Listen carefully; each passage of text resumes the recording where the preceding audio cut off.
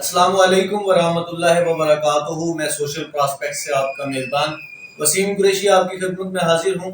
آج ہم گفتگو کرنے جا رہے ہیں کچھ طلباء و طالبات کی جانب سے، کچھ خواتین کی جانب سے بھی ایک سوال اکثر پوچھا جاتا ہے۔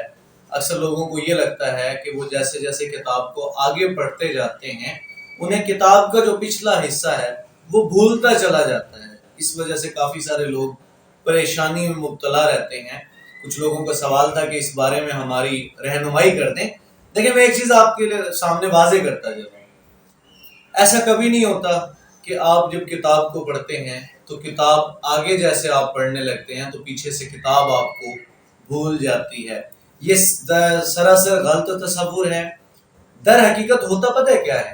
جب آپ کسی کتاب کو پڑھتے ہیں، خاص طور پر لٹریچر کی بات کریں آپ، جو آپ کے کورس کا حصہ نہیں ہے، جو آپ کی اسٹڈیز کا حصہ نہیں ہے، مطلب آپ ڈگری کر رہے ہیں یا آپ کسی بھی کالج میں ہیں، تو وہ کتاب جو آپ کے کورس کا حصہ نہیں ہے، اس کا سب سے بڑا بینیفٹ یہ ہوتا ہے، اس کو انجوائے کرنے کا بہترین نقطہ یہ ہوتا ہے کہ آپ نے اس سے ریلیٹڈ ایگزامز نہیں دینے ہوتے، آپ نے اس کتاب میں سے پیپر نہیں دینا ہوتا۔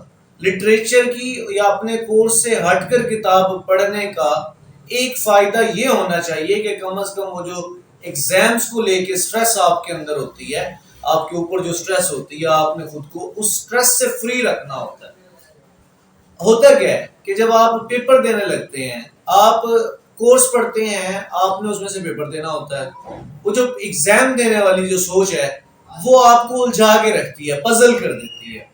تو آپ نے جب بھی کوئی لٹریچر کی کتاب پڑھنی ہے، کوئی ہسٹری کی پڑھنی ہے، اپنے کورس سے ہٹ کر پڑھنی ہے، تو ہمیشہ یہ تصور ذہن میں آپ کو رکھنا چاہیے کہ آپ نے اس کتاب میں سے امتحان نہیں دینا۔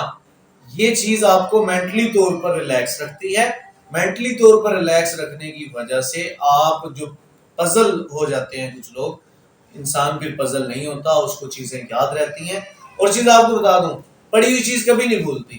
ہوتا ہی ہے کہ موقع محل کے مطابق جہاں آپ کو اس کی ضرورت میسر آتی ہے، جہاں کہیں اس کتاب کے موضوع کو لے کر گفتگو ہوگی، جب کوئی بحث ہوگی، جب کوئی مکالمہ ہوگا، تو آپ نہ چاہتے ہوئے بھی اس گفتگو اور مکالمے کا حصہ بن جائیں گے۔ آپ کو وہ ساری چیزیں، وہ سارا موضوعات، وہ سارا میٹیریل جو آپ نے پڑھا تھا، اب وہ امڑ کے آپ کے ذہن میں آنے لگتا ہے، وہ باہر آنے لگتا ہے، اور آپ اس مکالمے یا بحث کا حصہ بن جاتے ہیں۔ تو الفاظ دراصل ہمارے اندر ہی ٹھہرے ہوئے ہوتے ہیں یا وہ گھوم رہے ہوتے ہیں۔ جب کبھی موضوع کی بات ہوتی ہے تو وہ سارے یکجا ہو کے اکٹھے ہو جاتے ہیں اور انسان گفتگو کا حصہ بن جاتا ہے۔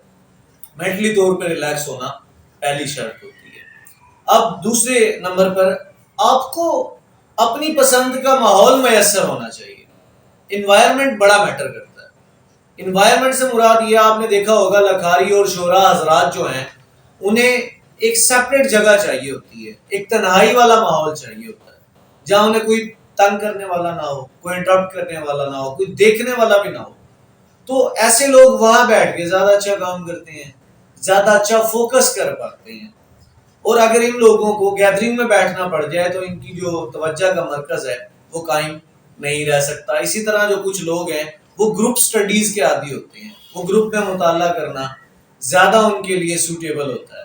تو آپ کو یہ دیکھنا چاہیے کہ آپ کس انوائرمنٹ کو آپ ایڈجسٹ کر سکتے ہیں، کس انوائرمنٹ میں، اسی کے اکارڈنگ آپ نے اپنا انوائرمنٹ ایڈجسٹ کرنا ہے۔ اگر تو آپ تنہائی پسند ہے تو کوشش کریں تنہا بیٹھ کے پڑھیں، اگر آپ گیدرنگ میں پڑھ سکتے ہیں تو پھر کوشش کریں گروپ سٹڈیز کریں، دوستوں کے ساتھ مکالمہ کر لیں۔